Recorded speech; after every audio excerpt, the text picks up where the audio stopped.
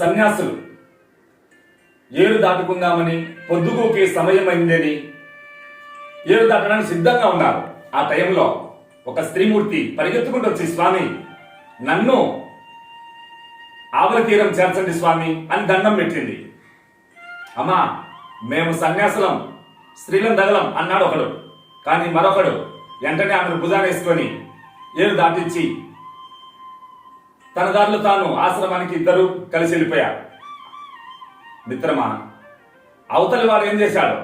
దారి పొడుగున తేలు బెత్తనం ఇచ్చి తెల్లవాడుతును కుట్టినట్టు వీడు ఒకటే పోటు పొడుచుతా ఉన్నాడు.